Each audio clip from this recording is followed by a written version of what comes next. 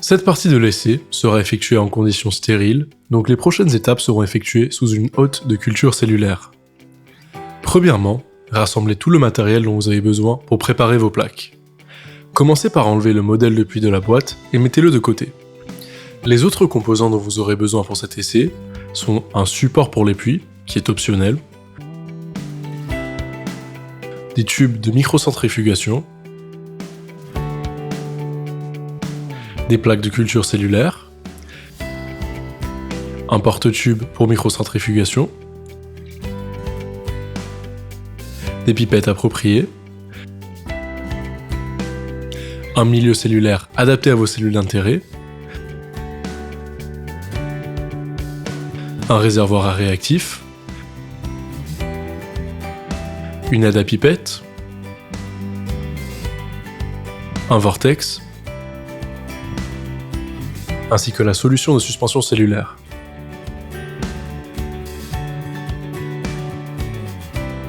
La première chose à faire est de préparer vos plaques de culture cellulaire pour l'ajout de matériel.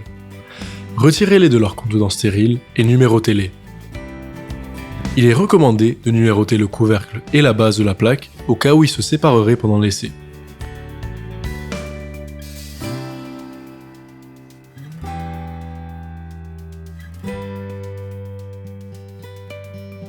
La seconde étape consiste à verser 10 à 15 ml de milieu cellulaire dans un réservoir à réactif.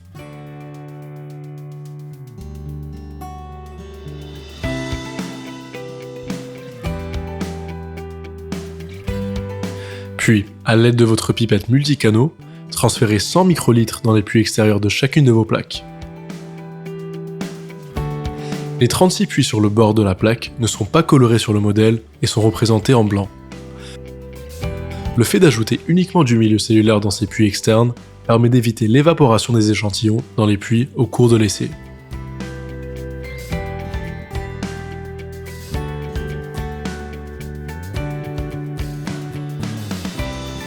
La prochaine étape est de passer brièvement votre suspension cellulaire au vortex et de verser le contenu dans un nouveau réservoir à réactif.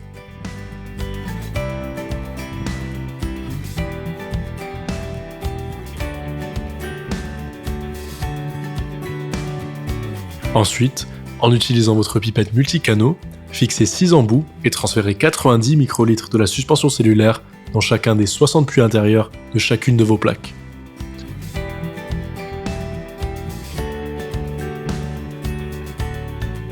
La dernière étape consiste à placer les plaques dans les conditions de croissance appropriées pour vos cellules et à les laisser s'acclimater pendant la nuit.